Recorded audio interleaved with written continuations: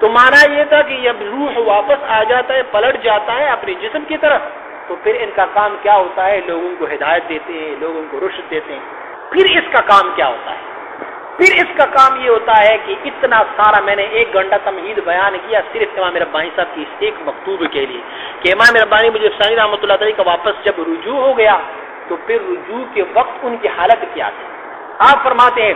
مدبری ریا سیارو، فرماتے ہیں میں وہ بندہ ہوں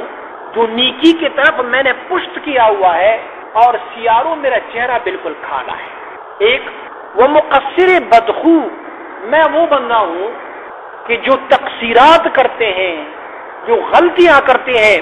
اور ایسے ہوتے ہیں کہ میرا اخلاق بھی بہت برے ہیں۔ مغرور وقت حال، فرماتے میں ایسا بندہ ہوں کہ جس کو وقت اور حالت نے مغرور بنا دیا ہے، مجھے غرور اور تکبر آ گیا ہے۔ مفتون وصل و کمال، فرماتے مجھے اللہ کی وصل اور کمال نے مجھے فتنے میں ڈال دیا ہے، اللہ کی وصل و قرب نے مجھے فتنے میں ڈالا ہوا ہے، یہ میرا کمال ہے۔ کارش ہمانا فرمان برداری مولاست، میرا کام تمام کے تمام اللہ کے نافرمانی ہے، میں نے کبھی اللہ کی فرمان برداری کی ہی نہیں ہے۔ ہاں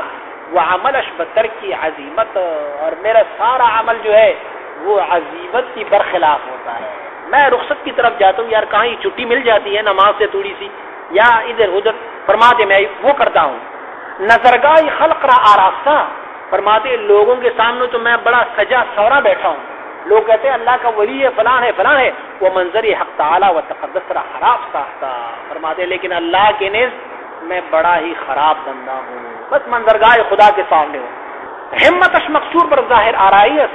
فرماتے میرا سارا ہمت یہ اس پہ لگا رہتا ہے کہ میں لوگوں کو دکھلاوا کروں، میں نماز پڑھتا ہوں، میں روزہ رکھتا ہوں، فلاں فلاں فلاں فلاں کرتا ہوں۔ ہاں باطنش عظیم رہ گزرے ہموار برسوائی است، فرماتے میرا باطن جو ہے اسی رستے سے جاتے ہوئے رسوائی کی طرف چلا جاتا ہے، میں رسوا ہی رسوا ہوں۔ حالی او منافی حالی اوست، فرماتے میرا کہنا میرے حال کی برخلاف ہے، میں کہتا کچھ ہوں اور کرتا کچھ ہوں۔ وہ حال او مبنی بر خیال او، فرماتے میرا جو حال ہوتا ہے، جو کرنا ہوتا ہے، وہ صرف میرے خیالات کے مطابق ہوتا ہے۔ عظیم خواب و خیال چی آید، فرماتے اس خواب و خیال سے مجھے کیا فائدہ ملے گا؟ وہ عظیم قال و حال چی کو شاید، اور اسی حال اور قال سے مجھے کیا مل سکتا ہے؟ اتبار و خسارت نقد وقت است، فرماتے ہیں پشت پیٹ پلٹنا یہ اور خسارت زیانکاری یہ دونوں میرے ساتھ ہمیشہ ہی رہتے ہیں۔ غباوت و ضلالت برکت دست، فرماتے ہیں غباوت نادانی اور ضلالت گمراہی، فرماتے وہ میرے ہاتھوں میں ہے، بس میں نادان ہوں، اس طرح بندہ ہوں۔ مبدئ فساد و شرارت است، فرماتے ہیں میں اس طرح ہوں جیسے شرارت اور فساد مجھ میں کوٹ کوٹ کے برا گیا ہو۔ منشا ظلم و معصیت، میں ظلم اور گناہ کی ایک منشا ہوں، ایک نشانی ہوں میں ہوں۔ بالجملہ عیوب مجسمات، فرماتے ہیں حاصل کلام یہ ہے کہ میں تمام گناہوں کا ایک عیبوں کا ایک مجسمہ ہوں، وہ ذنوب مجتمعہ، اور تمام گناہوں کو جب اکٹھا کیا جائے تو وہ بندہ میں ہی ہوں۔ خیرات او لائق اعلان، فرماتے ہیں جب میں کوئی نیکی کا کام کرتا ہوں تو وہ نیکی کا کام ایسا ہے کہ اس پہ لعنت کی جائے، اور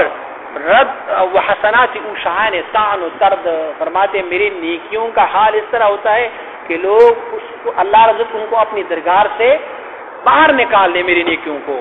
فرماتے ہیں رب قاری القرآن والقرآن یلعنہ ذو الحق او گواہ عدل است، فرماتے ہیں حضور نبی اکرم صلی اللہ علیہ وسلم نے فرمایا تھا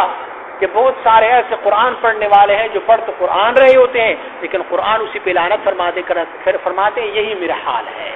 اور فرماتے ہیں کم من صائم لیس من صیامہ الا الظمأ والجوع، فرماتے ہیں حدیث شریف میں ہے بہت سارے ایسے روزہ دار ہیں کہ ان کے روزے کے ماں سوائے بھوک اور پیاس سے کچھ ثواب نہیں ہوتا، فرماتے ہیں درشان او شاہد صدق،